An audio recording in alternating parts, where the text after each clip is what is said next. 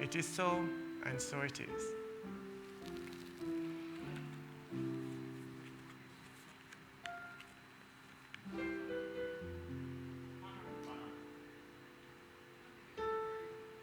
No, it wasn't recording. That was in preparation for. You're recording now? Oh, we're not ready. All right. Good noonday, if there's such a thing. It is Wednesday, November 17th. And right here at the Universal Center of Truth, like we do every day, we're ready for noonday inspiration. Our time where we remember who we are and whose we are and live from that place that it may demonstrate in our life, world, and affairs. We use as our guide the Daily Inspiration for Better Living, a publication of the Universal Foundation for Better Living. And this month's author is Conroy B. Wilson. Interesting to say that. We're looking at the gift of renunciation this month. That's the ability to release from our life, our world, our experience, all that does not serve us. All that is not like the happy, healthy, and prosperous life that God intended for us. All that is not like the good that we desire in our world, in our relationships, in our affairs, and in our bank accounts too, in our wallets and our purses. And so this week, we have been bringing forth the healing. It started on Sunday with Let the Healing Begin, where I encouraged you to become open to the fact that you are a child of God and you're entitled to all of God's goodness. And so in preparation for all that goodness, to allow that healing to be revealed, I invited you on Monday to go wash in the River Jordan. And to wash in the River Jordan was simply about you use soap and water to cleanse your body. And so I invited you to cleanse your mind of all of the thoughts and the things that no longer serve you, that are not working in your favor. And so sometimes we get ourselves thinking some things that, you wonder, how did I ever get to thinking this? Or how did I ever get here? And so I'm encouraging you, I encouraged you on Monday, and I'm encouraging you every single day to wash in the River Jordan. So on a daily basis, and maybe you can use your physical shower as a reminder that every time you take a shower, just remind yourself, okay, I'm washing my body, but I'm also cleansing my thoughts. If I've thought anything that was unlike who I really and truly am, whether it be of myself or others, I can release it. I can wash it away. As whether I do it in the morning or at night, whatever time you shower. On Tuesday, I said to you, go reconcile with your brother or sister. We're told in the scriptures that before you place your gift at the altar, you leave the gift there and go and sort out whatever you have with your brother and sister, and then come back and offer your gift. And so go reconcile with your brother or sister. If there's anywhere in your life that you're carrying feelings, that you are having some unresolved hurt or anger, resentment, reconcile it. And reconciliation is not necessarily that means you have to go and have tea with the person, but forgive what needs to be forgiven. Let go what needs to be let go. Release what needs to be released so that you can make room for your goodness. And today, after you would have cleansed your thoughts of all that no longer serves you, after you would have done your forgiveness work of yourselves and others, I say to you, go and set the table.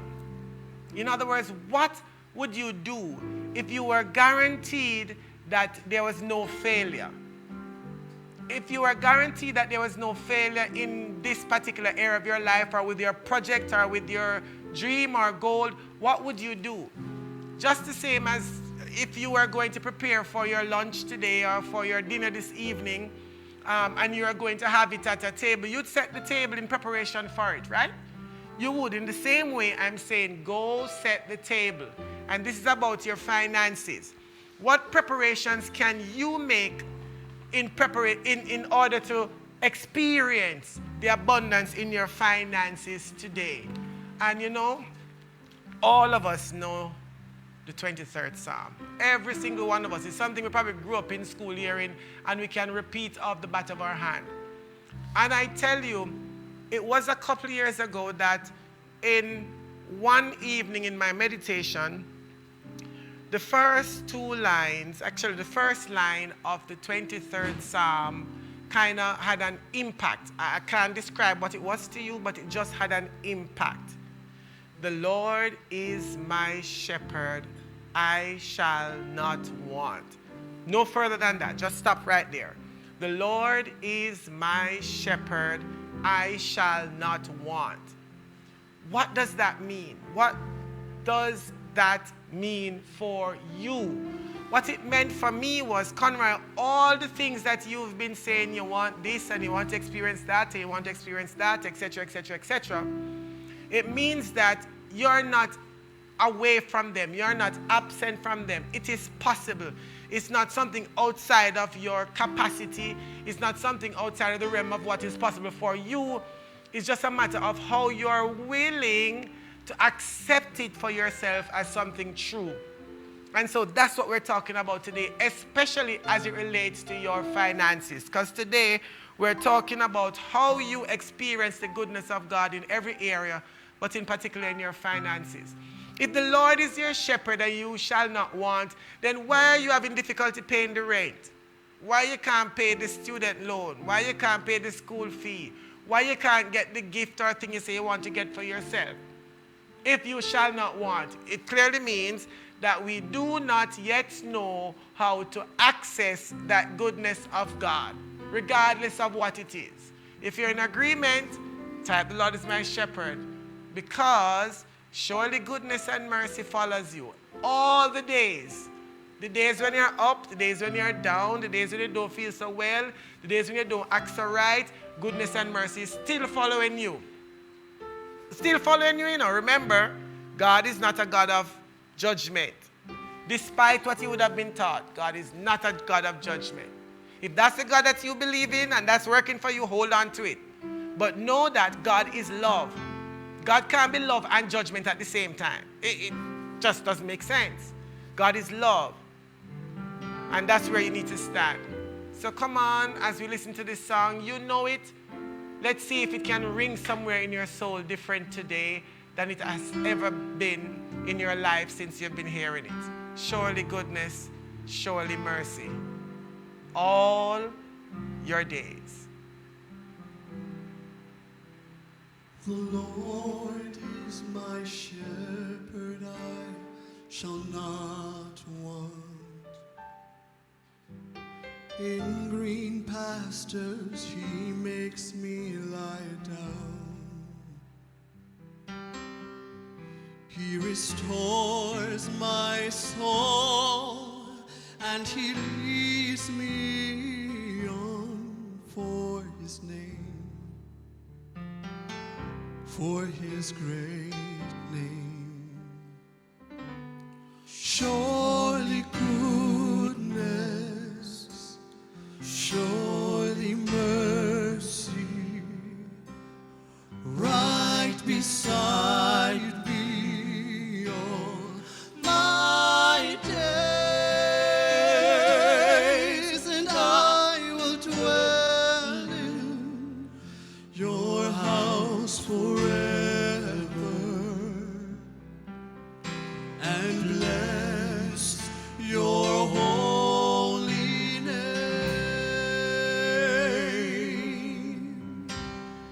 You prepare a table right before me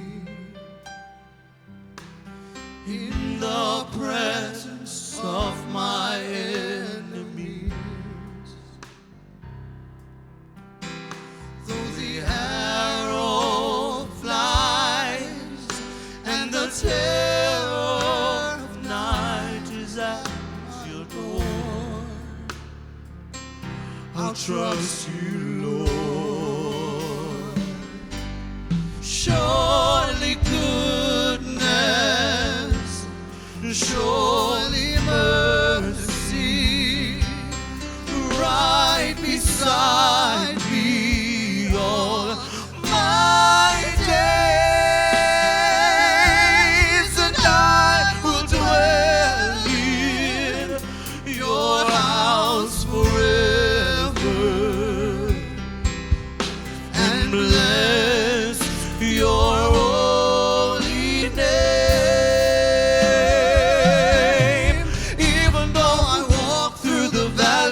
the shadow of death, I will fear no evil. No, even though I walk through the valley of the shadow of death, you are on my side.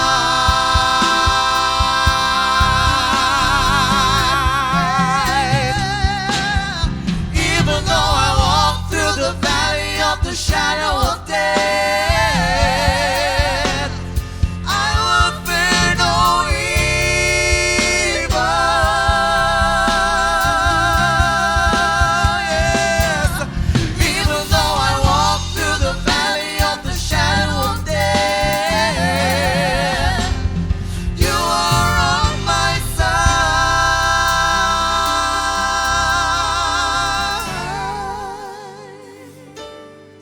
Surely goodness, surely mercy, right beside me all my days, and I will dwell in your house forever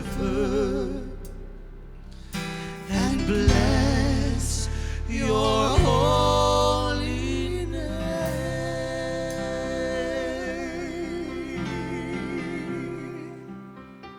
So, I have a tool to share with you, which I share in the daily inspiration for today. And it's something that you can use to measure whether you're on the right track to achieving the things that you say you want to achieve or not. And you must ask yourself in the moment, right? So let's say you want to demonstrate 100,000 US, or you want to demonstrate a car, or you want to demonstrate healing, or you want to demonstrate a healthy relationship, whatever it is, it doesn't matter. But you must do a self-assessment and ask yourself about this particular thing that I want to demonstrate. Am I anxious or am I expectant? There's a difference. There's a difference. There's a difference. But you have to honestly ask yourself, because if you're anxious, then there is some fear tied up in there. You know, is it going to happen? Do I have enough money? What if da da da? All of those things will be going on. Right? Anxiety and fear live on the same street. If you're expectant, that's another street. If you're expectant, you prepare for it. When I was buying my first brand new car, right? I was expectant. I knew I was going to get it. I already did all the things that I needed to do, paid all the funds I needed to pay, whatever it was. And that day, it was going to be delivered to me. I was going to collect it from the dealer that was selling it. And so I got up the morning and I put on my best outfit at that time, whatever it was, and I was expectant. There was absolutely no amount of fear about if I can, what if, all of that. None of that was going on. Now, because I was living in that space, in that mindset, in that consciousness, in that awareness, then I was joined to me experiences that could match that. In fact, that same day, as I went to what's in Jamaica, one of the local authorities that license the vehicle, there was a gentleman in the line behind me who was saying some things, some negative things, whatever they were that he was saying. But because I was living in expectancy, not even what he was saying could have turned me away from what I already knew in my soul and my gut to be true, because all the work had already been prepared. Everything that was needed to be done was already done. So I was expectant. I wasn't anxious or fearful, and that's the difference. Look at your goal, look at that dream, look at that project, look at that relationship, look at that health issue, look at that vocation, that calling, that job. And around that area, are you anxious? Are you fearful? Or are you expectant? If you are fearful, then there's some work to be done. You have to go back to Monday and go wash in the River Jordan. Go back to Monday's reading and go release those negative thoughts about the thing that you're still harboring, because you clearly haven't done all that needs to be done. You know, in the GPA, the Empowerment GPA, there's a section that we talk about cleaning up and cleansing the dirty water that's in the cup. And we say the dirty water represents all your negative thoughts and your emotions and your feelings and all of the hurt and the pain and the baggage that you're walking with. And we even say sometimes you have to pour water into the cup and throw it out, and then you have to do 1 and 2 and 3 washes. You know, it don't just come out in the first one. In the same way, sometimes these anxious thoughts, these fear thoughts, are things that you have been walking around with from whenever. How long? If you're 21, then it may have been at least 15 years of walking around with it. Perhaps some of you even longer, if you have had more rotations on this earth plane. And so sometimes you have to go back and cleanse, which is why we start with go wash in the River Jordan, which is to cleanse the thoughts of the healings. That is some of the fear that is there, which is why you can't experience or be as expectant. Right? So, that is the work. Remember, it's important. Success, as somebody once said, equals work. But the work is not always the physical work. That's perhaps the easiest one to do. It's not the one where you're going to somewhere and you have to build something.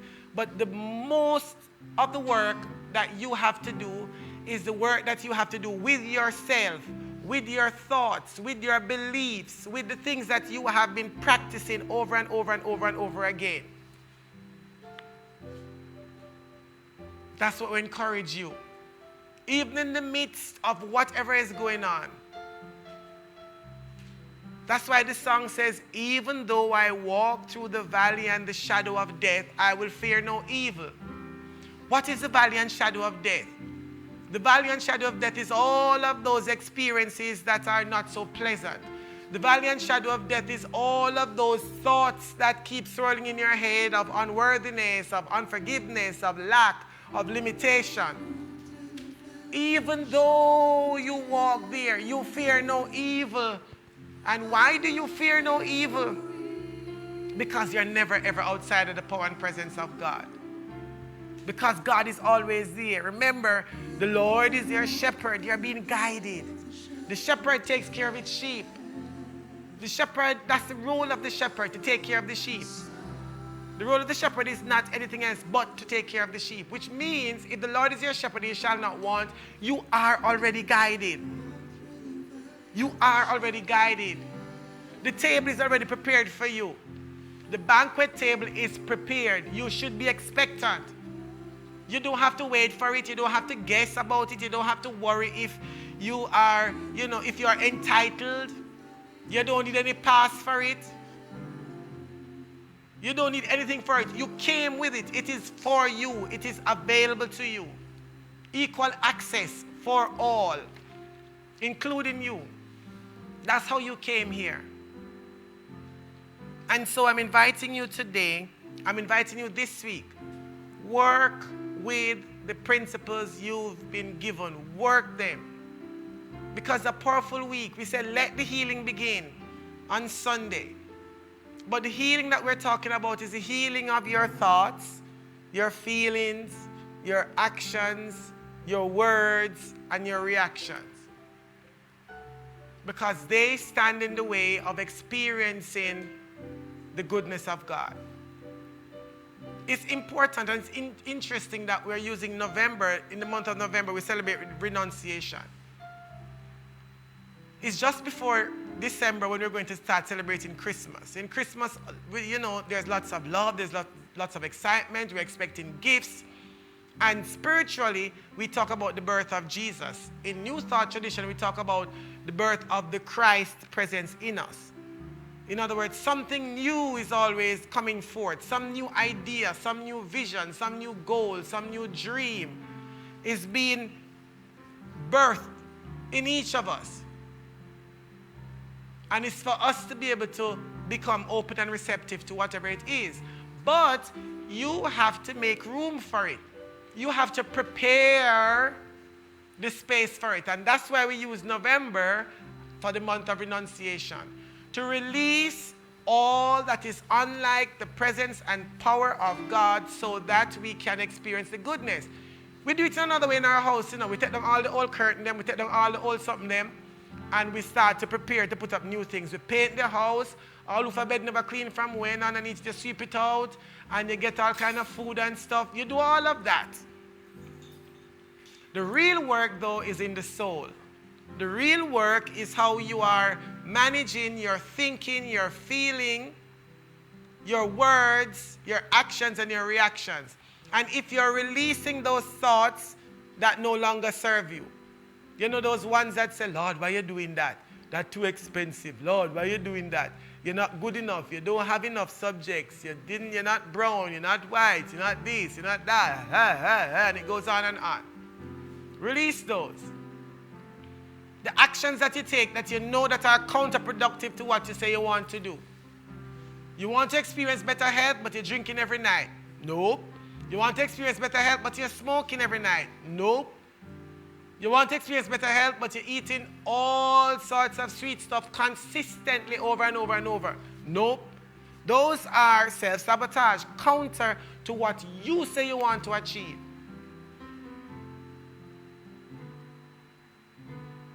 And then stop taking yourself places where you know they're not as uplifting. Yesterday I was traveling with a group of friends, and they were playing these songs over and over and over, and all the songs kept talking about one thing. And I said, if I hear one more of those songs, because you have to become conscious of what you're feeding your mind with over and over and over and over again. Yes, it's nice to listen to whatever, jump up, tear out, whatever it is that it is. However, you cannot be morning, noon, and night, you're feeding yourself with just that. It cannot be possible. Because what then you expect your experience to be?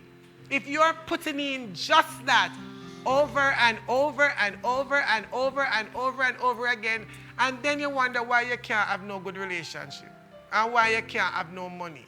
Because that is all you've put in. Let the healing begin. Set the table. And when you set your table, you don't prepare for people to bring stale food to you. No, you don't set the table for stale food. No, you set the table for fresh, new bounty of whatever it is. So, prepare. Release what no longer serves you. Do the things in moderation. If you are entertaining thoughts and feelings that are not productive to where you say you want to go, start to release them. Start to release them. Start to release them. Start to release them. And make room for something else. Start to release them.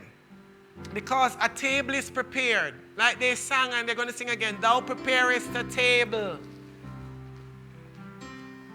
You prepare a table. Come on. You prepare a table right before me.